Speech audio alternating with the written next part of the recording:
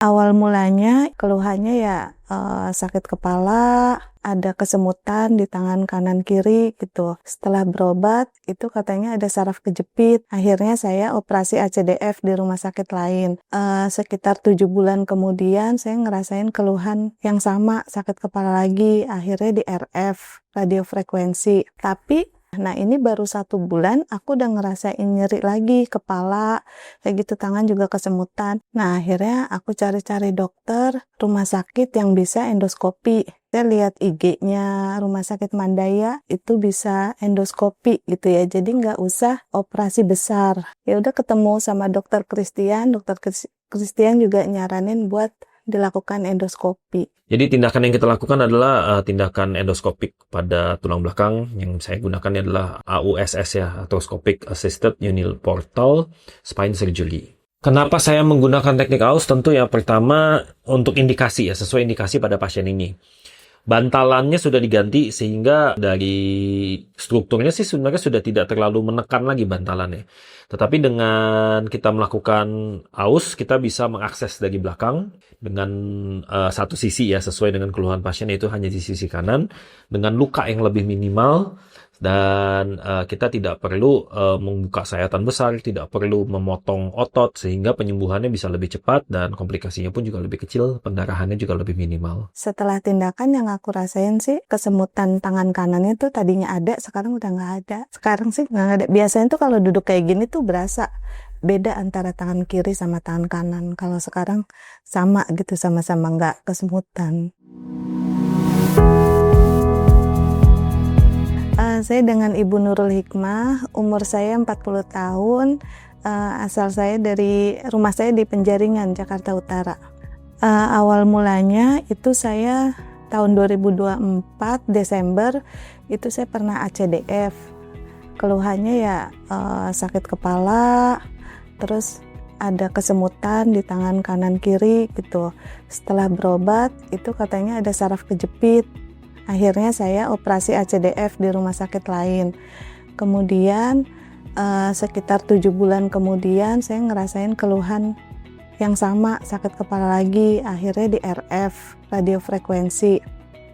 Nah setelah itu sekitar 10 bulan lagi saya ngerasain nyeri lagi, sakit kepala, terus kesemutan juga. Itu bulan Mei bulan kemarin. Akhirnya saya di RF ulang, seperti itu. Tapi kan katanya kalau RF itu 6-12 bulan ya efektifnya. Nah ini baru 1 bulan aku udah ngerasain nyeri lagi kepala, kayak gitu, tangan juga kesemutan. Akhirnya aku penasaran, diperiksa ulang, ternyata katanya sih ada saraf tepi yang kejepit. Nah akhirnya aku cari-cari dokter rumah sakit yang bisa endoskopi. Saya lihat IG-nya Rumah Sakit Mandaya itu bisa endoskopi gitu ya, jadi nggak usah operasi besar kayak gitu. Karena aku juga sempat ke rumah sakit yang lain, itu katanya harus di black lagi di bagian depan, sekitar lukanya 5 sentian kayak gitu. Aku juga takut gitu ya kalau seumpamanya di operasi gede lagi. Akhirnya cari-cari yang bisa endoskopi gitu. Akhirnya ya udah ketemu sama dokter Christian juga nyaranin buat dilakukan endoskopi. Oke, jadi memang ibu ini punya riwayat sudah operasi ganti pantalan dari depan yang kita sebut ACDF di Desember 2024 tuh di C45 dan C56, jadi sudah hampir 2 tahun yang lalu. Memang saat itu sih pasiennya merasakan perbaikan ya, jadi keluhan kesemutan ke tangan kanannya dirasakan membaik, walaupun memang masih ada. Habis itu setelah mulai dirasakan lagi kesemutannya, dilakukan radiofrekuensi ablasi. Radiofrekuensi ablasi itu dikatakan bertahan selama 6 bulan, setelah itu muncul lagi. Nah, kalau sudah 6 bulan itu kita bisa lakukan lagi ya radiofrekuensi ablasi ulang, tetapi ternyata yang kedua ini hanya efektif 2 bulan kalau nggak salah, sehingga kalau andaikan radiofrekuensi ablasi hanya efektif 2 bulan ya sebaiknya kita step up untuk tindakan lainnya. Setelah itu karena pasiennya masih ada keluhan terus, akhirnya dilakukan elektromiografi. Jadi elektromiografi itu kalau kita bisa bilang itu merupakan suatu rekam saraf ya. Jadi kita melihat perjalanan saraf dari leher menuju ke otot tangan, dan dari situ kita bisa menemukan kira-kira masalah yang dialami oleh pasien itu apa. Dan ternyata dari hasil EMG-nya itu masih ada tanda-tanda radikulopati atau saraf kejepit di leher di C56 dan C67 bagian bawahnya. Sehingga akhirnya kita putuskan untuk kita lakukan pembebasan sarafnya kembali, tapi kali ini dari belakang. Dan kita lakukan di 2 level yang sesuai dengan hasil EMG-nya, yaitu di C56 dan juga C67 sisi kanan. Karena sempat ke dokter lain juga, dari dokter lain juga bilangnya memang ada saraf kejepit di bagian saraf tepi gitu. Cuma kalau di dokter lain itu dia rembes di rumah sakitnya, jadi harus ngeluarin dulu sekitar 200 juta dulu, terus nanti baru kita klaim, nggak bisa cashless. Akhirnya ya udah cari rumah sakit yang memang kerja sama dengan asuransi aku dan bisa cashless gitu. Dan ternyata dokter Christian Manulife. Untuk pengajuan waktu itu kan pengajuan dulu ya, software sih cepet gitu. Terus langsung dibikinin grup, terus kebetulan kan kerja ya, jadi aku minta tolong operasinya itu di hari Jumat gitu, biar Sabtu Minggunya tuh libur, biar bisa istirahat. Nah terus alhamdulillahnya sih langsung di ACC gitu. Oke, kita operasinya hari Jumat. Jadi booking. Iya, sesuai keinginan harinya. Jadi tindakan yang kita lakukan adalah tindakan endoskopik pada tulang belakang. Yang saya gunakan adalah AUSS ya, Arthroscopic Assisted Uniportal Spine Surgery. Untuk kasus ini, walaupun kita lakukan reoperasi, tetapi kita menggunakan akses yang berbeda.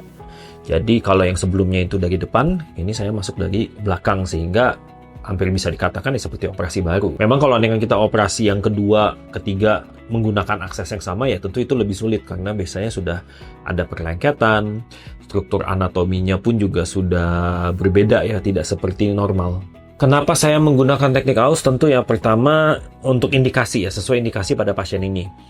Bantalannya sudah diganti sehingga dari strukturnya sih sebenarnya sudah tidak terlalu menekan lagi bantalannya.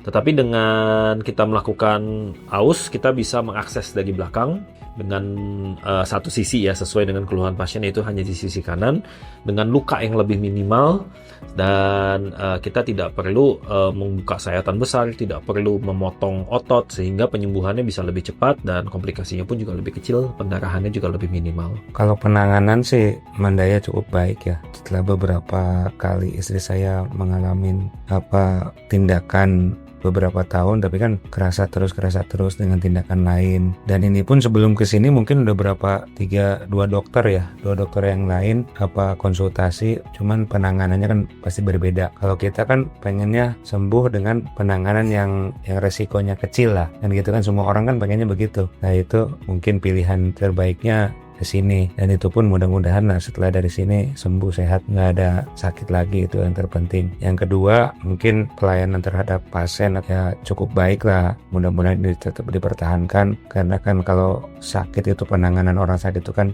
di satu sisi profesionalisme, yang kedua kan kemanusiaan juga kan. Target utama itu harusnya kan pasien sehat, itu yang diinginkan pasien kan. Ya mungkin kalau saya rasakan, saya lihat ya, kalau dokter Christian mungkin kalau yang lain mungkin tidak dijabarkan penyakitnya apa, penanganannya kayak gimana, mungkin kurang maksimal ya, kurang terperinci. Mungkin kalau dokter Christian terperinci dengan penanganannya gimana, dengan metode apa gitu kan. Iya, setelah itu apa yang harus dilakukan, apa yang tidak boleh dilakukan oleh pasien sebelum, akan, dan sesudah pasien melaksanakan tindakan itu kan harus jelas. Jadi pasien itu setelah tindakan dia bisa memelihara kesehatannya supaya tidak timbul lagi, kambuh lagi kan itu. Itu kan salah satu edukasi pasca tindakan, itu yang terpenting kan itu. Itu Mas, terus juga dokter Christian juga responsif ya, kita WA-an. Jadi dokter Christian memang dari awal tuh bilang, Bu kalau ada apa-apa WA aja, nggak apa-apa kalau ada keluhan. Kemarin juga waktu tindakan kan di videoin ya, saraf-saraf yang ngejepitnya, cara dibersihinnya seperti apa itu di videoin dan dikirim juga ke aku gitu. Jadi kita tuh tahu, oh tindakannya seperti ini. Setelah tindakan yang aku rasain sih, kesemutan tangan kanannya tuh tadinya ada, sekarang udah nggak ada. Sekarang sih nggak ada. Biasanya tuh kalau duduk kayak gini tuh berasa beda antara tangan kiri sama tangan kanan. Kalau sekarang sama gitu, sama-sama nggak kesemutan. Untuk pesan-pesannya sih, kalau seandainya memang ada keluhan nyeri di pundak seperti itu, apalagi ada kesemutan menjalar di tangan, itu kemungkinan bisa jadi saraf kejepit ya. Sebaiknya sih cepat-cepat periksa biar ditangani lebih lanjut. Jadi jangan takut operasi, apalagi di rumah sakit ini kan ada metode AUS ya, endoskopi. Itu lukanya cuma sekitar 1-1,5 cm, lukanya sangat minim dan benar-benar efektif ngilangin saraf kejepit. Gini aja sih, kalau yang sedang menderita sakit apapun itu, Tuhan itu memberikan sakit pasti dengan obatnya. Semua pasti ada obatnya, yang penting kitanya sabar, ikhlas, dan berusaha untuk sembuh. Bahwa pikiran-pikiran negatif itu dibuang. Tuhan itu memberikan kita penyakit supaya kita sabar dan berusaha, supaya kita berharap kepada Tuhan Allah Subhanahu wa Ta'ala itu, supaya kita minta kesembuhan dan diiringi dengan ikhtiar ya. Ikhtiarnya salah satunya berobat dan berdoa minta kesembuhan. Itu aja, tetap semangat. Yang sedang sakit, jangan lupa berobat dan meminta kesembuhan pada Tuhan Allah Subhanahu wa Ta'ala. Demikian.